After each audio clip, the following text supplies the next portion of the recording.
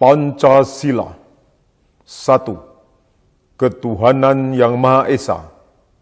2. Kemanusiaan yang adil dan beradab. 3.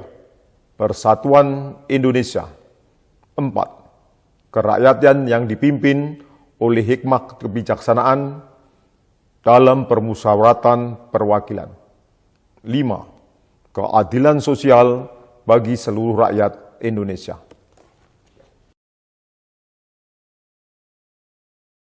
Bismillahirrahmanirrahim. Assalamualaikum warahmatullahi wabarakatuh. Om Swastiastu, Namo Buddhaya, Salam. Salam sejahtera bagi kita semua. Perkenalkan, nama saya Rio Aulia Rahman dengan NIM K6423060, kelas C, mahasiswa program studi Pendidikan Pancasila dan Kewarganegaraan Angkatan 2023, Fakultas Keguruan dan Ilmu Pendidikan, Universitas 11 Maret Surakarta. Alhamdulillah, pada kesempatan kali ini saya akan membahas mengenai tema etika Pancasila dengan judul Etika Pancasila dalam Menghormati Guru.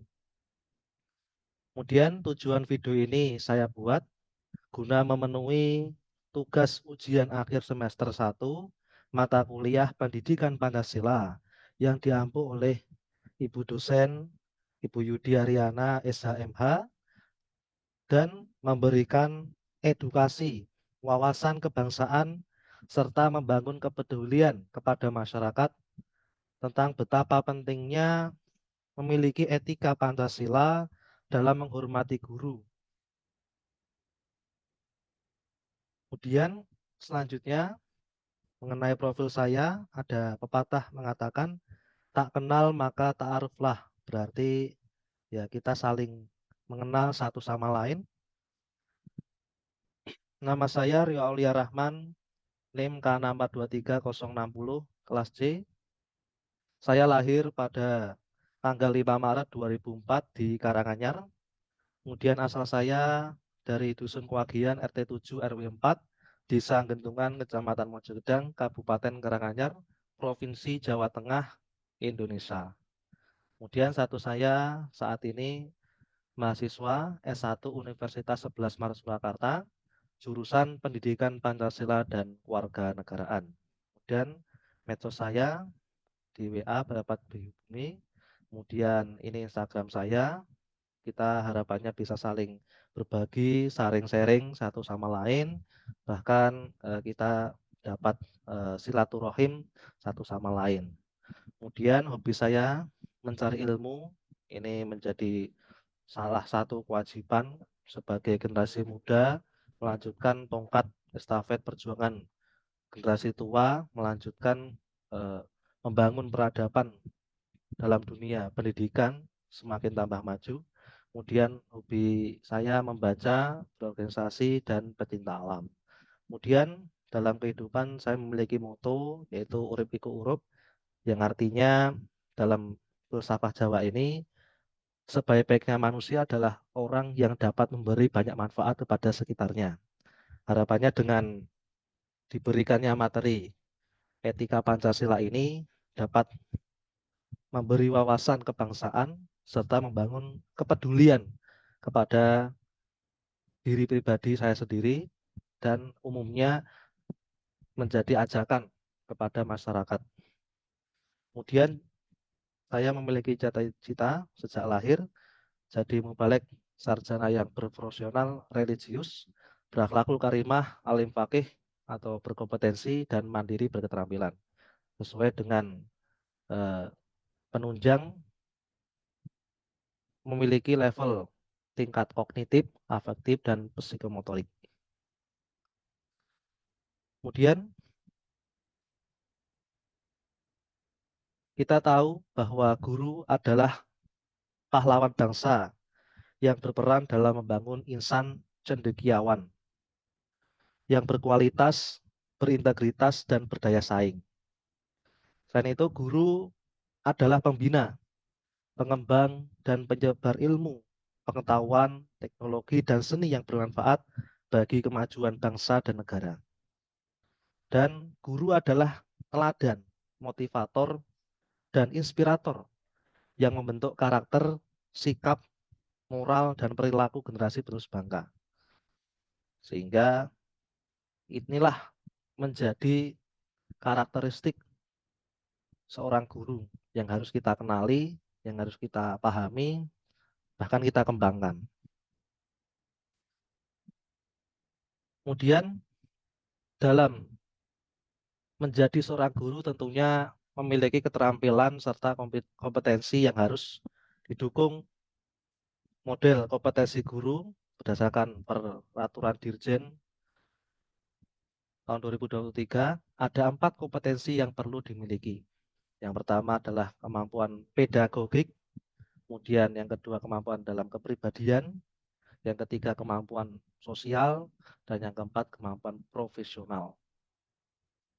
Pada masa kini, guru memiliki peran dalam menyiapkan anak didik untuk memiliki kecakapan abad ke-21 dan selanjutnya. Di antaranya berpikir kritis dan analitis, kreatif dan inovatif, komunikatif, dan kolaboratif. Maka dari itu, guru berperan sebagai pengajar. Artinya guru mampu menyampaikan mata pelajaran agar dimengerti dan dipahami anak didiknya. Kemudian yang kedua, menjadi penjaga gawang. Guru membantu anak didik untuk mampu menyaring pengaruh negatif. Kemudian guru juga menjadi fasilitator. Artinya guru mampu membantu anak didik dalam proses pembelajaran, menjadi teman diskusi dan bertukar pikiran.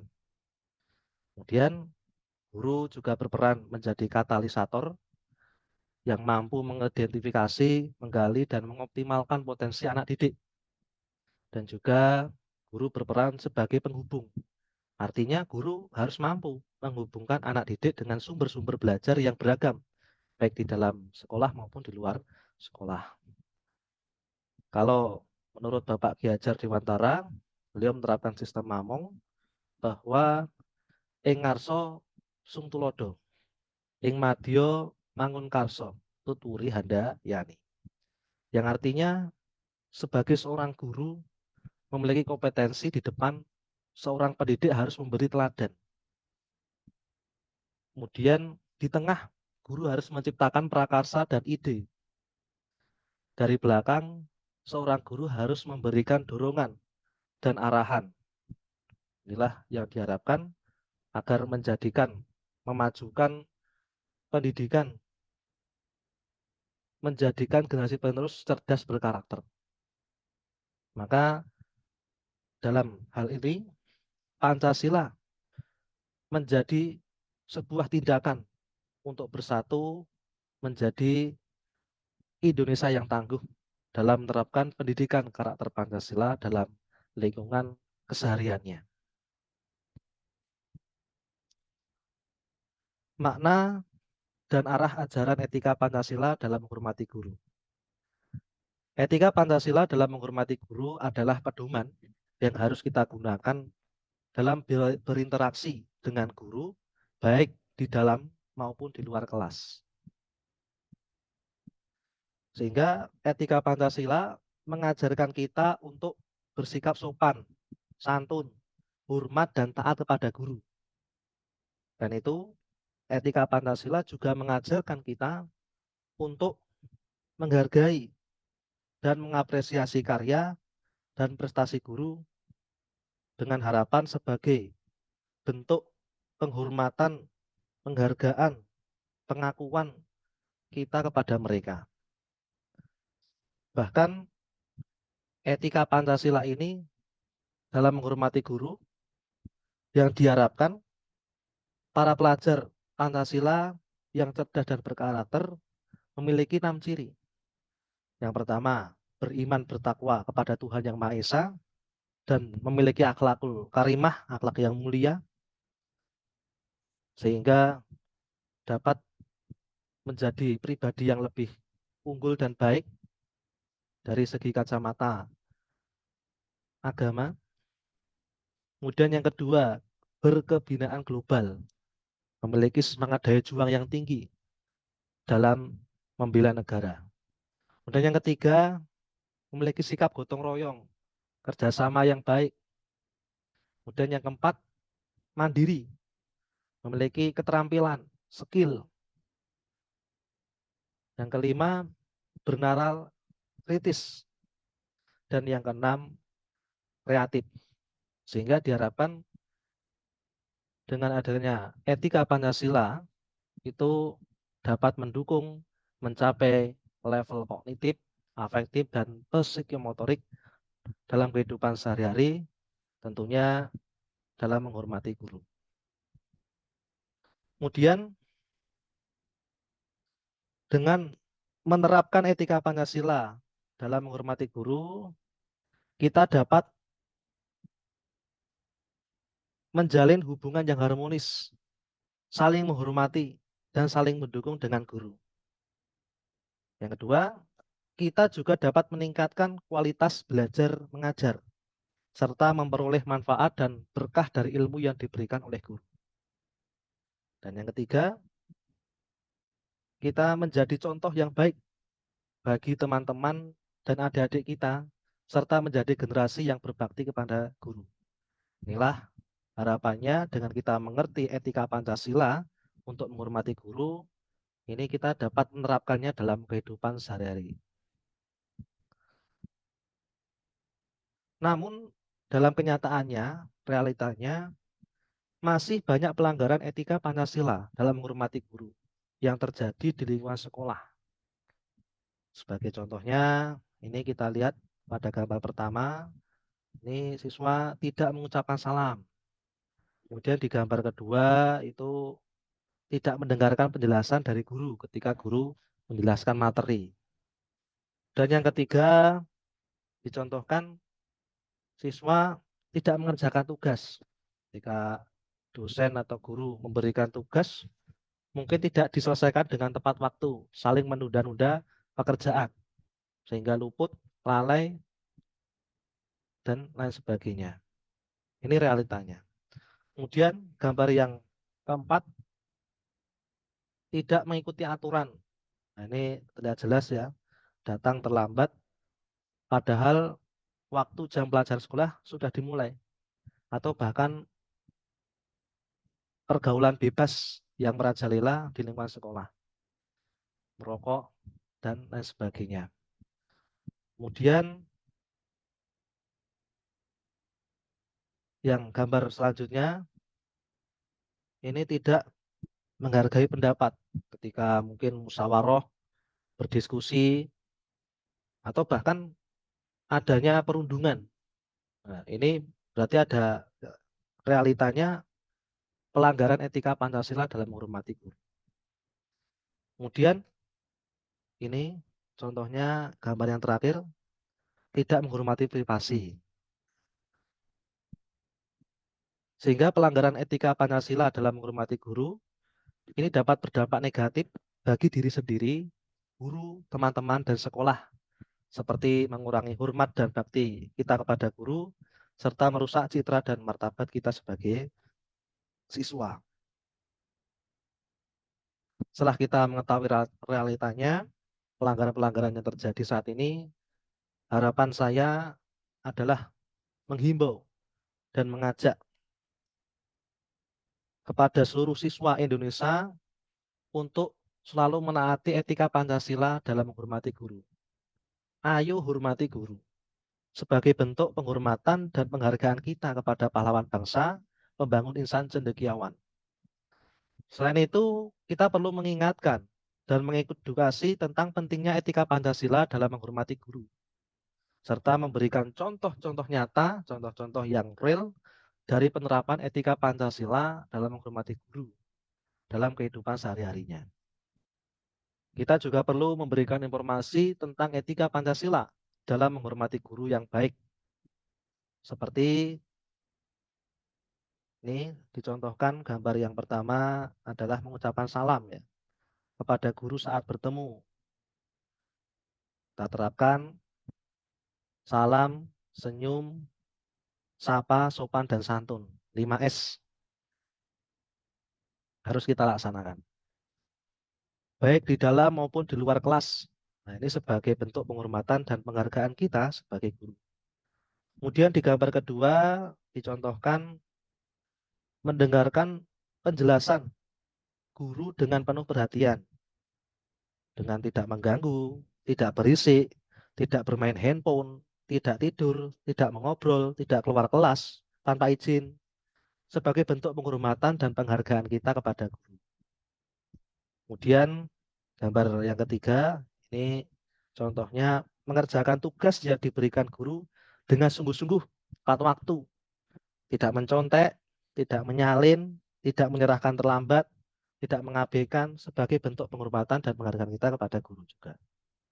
Kemudian selanjutnya gambar yang besar ini mengikuti aturan yang ditetapkan guru. Seperti ini dicontohkan memakai seragam yang komplit pada harinya sesuai jadwal. Kemudian tidak merokok, tidak membawa senjata, tidak berkelahi, tidak berbuat asusila, sebagai bentuk penghormatan dan penghargaan kita kepada guru, agar terjadi harmonis dalam kehidupan sekolah. Belajar kegiatan belajar mengajar menjadi tenang, nyaman, ketika saling rukun, damai, dan kerjasama yang baik. Jujur, amanah harus kita upayakan. Kemudian selanjutnya gambar yang keempat, yaitu menghargai pendapat guru. Tidak membantahnya, tidak mengejek, tidak menghina, tidak mengancam, tidak memfitnah, tidak memprovokasi. Nah, harapannya itu sebagai bentuk penghormatan dan penghargaan kita kepada guru. Kemudian selanjutnya menghormati privasi guru, alias tidak mengintip, tidak mengganggunya, tidak mengambil barang tanpa izin, tidak menyebarkan informasi pribadi atau informasi yang belum jelas kebenarannya tanpa ditabayun, tidak mengunggah foto atau video tanpa izin, sebagai bentuk penghormatan dan penghargaan kita pada guru. Selanjutnya, kita juga perlu tahu alasan mengapa kita harus taat dalam etika Pancasila dalam menghormati guru. Yang pertama, sebagai alasannya pengamalan Pancasila. Yang kedua, sebagai bentuk pembentukan karakter.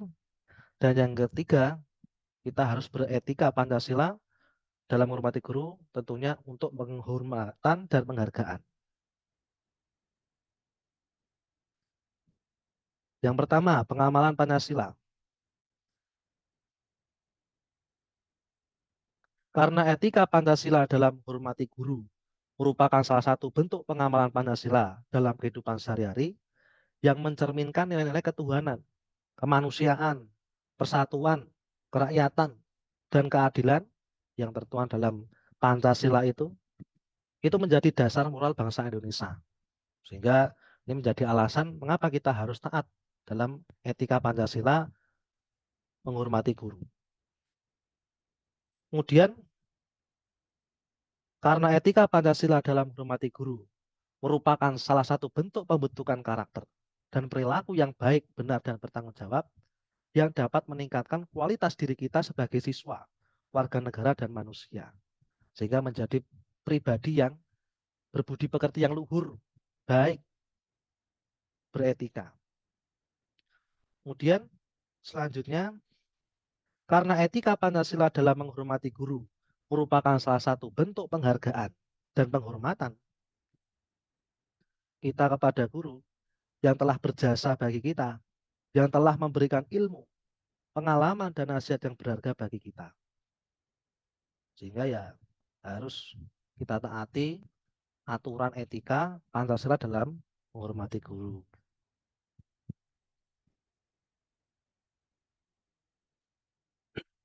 Kemudian kita juga perlu tahu juga apa sanksinya bila kita melanggar etika Pancasila dalam menghormati guru. Yang pertama, sanksi moral, yaitu kalau kita melanggar etika Pancasila, sanksi yang diberikan ya merasa bersalah, malu, menyesal, tidak tenang, tidak bahagia, ya, karena telah melanggar etika Pancasila dalam menghormati guru, yang merupakan salah satu bentuk pengamalan Pancasila dalam kehidupan sehari-hari. Yang kedua, apabila kita melanggar etika Pancasila tersebut, kita mendapatkan sanksi sosial. di mana kita nanti akan mendapatkan teguran, cemoohan, hinaan, ejekan, penolakan, boikot dari guru, teman-teman, dan masyarakat. Karena apa? Karena kita telah melanggar etika Pancasila dalam menghormati guru, yang merupakan salah satu bentuk penghargaan dan penghormatan kita kepada guru. Selanjutnya, kita juga akan mendapatkan sanksi akademik, yaitu kita mendapatkan nilai rendah, tidak lulus, tidak naik kelas, tidak lulus ujian, tidak mendapat ijazah, tidak mendapat beasiswa, tidak diterima di perguruan tinggi karena sikap asusila kita yang tidak bermoral, karena telah melanggar etika Pancasila dalam menghormati guru, yang merupakan salah satu bentuk pembentukan karakter dan perilaku yang baik, benar, dan bertanggung jawab. Dan yang terakhir, bila kita melanggar etika Pancasila, kita mendapatkan sanksi hukum, yaitu mendapatkan sanksi administratif, sanksi disiplin, sanksi pidana, seperti diberi peringatan, dimutasi, dikeluarkan, ditangkap, dipenjara, didenda, karena telah melanggar etika Pancasila dalam menghormati guru, yang merupakan salah satu bentuk penghormatan dan penghargaan kita pada guru. Kemudian setelah kita memahami penjelasan etika Pancasila dalam menghormati guru, saya memiliki refleksi quotes. Kita harus menjadi siswa atau pelajar yang baik. Dadiyo guruning jagat. Jadilah sarjana dan mubalek yang berkarakter budi luhur. Uswatun hasanah. Bisa menjadi urip iku urup, bermanfaat bagi sekitarnya. Bermuara pada tobiat luhur, kebiasaan yang baik, yang selalu konsisten. Memiliki dedikasi profesional religius, dan berkontribusi nyata guna bagi keluarga, masyarakat, agama, nusa, bangsa, dan negara. Kemudian pesan saya juga, guru yang hebat bukanlah guru yang mengajar murid-muridnya yang hebat, melainkan guru yang bisa membuat murid-muridnya menjalankan roda berputar kehidupan dengan cara ya yang belum tahu atau bisa menjadi tahu atau bisa. Yang kuat membantu yang lemah, yang ingat mengingatkan yang lupa, yang salah dinasihati agar mau bertobat sehingga menjadi pribadi yang lebih baik dari sebelumnya. Yang sudah paham, mengerti, makin meningkat kepahamannya sehingga murid-muridnya memiliki karakter yang luhur, soleh-solehah, dan profesional religius, sehingga menjadi dambaan tambang emas bagi kedua orang tuanya dan bermanfaat bagi orang lain, warga, masyarakat, agama, nusa, bangsa, dan negara sebagai agen perubahan menuju peradaban yang lebih maju, berkembang, dan lebih baik. Sekian, terima kasih. Semoga bermanfaat bagi kita semuanya. Demikian ajakan serta himbauan yang dapat saya sampaikan. Ya, semoga harapannya dapat bermanfaat, dapat menjadikan inspirasi bagi kita semua. Terima kasih telah menyimak video ini. Jangan lupa untuk like, komen, share, and subscribe. Sampai jumpa di video selanjutnya. Wassalamualaikum warahmatullahi wabarakatuh. Om Santi Santi Santi Om. Bavatu Sabha Mangalam. Salam, salam sejahtera.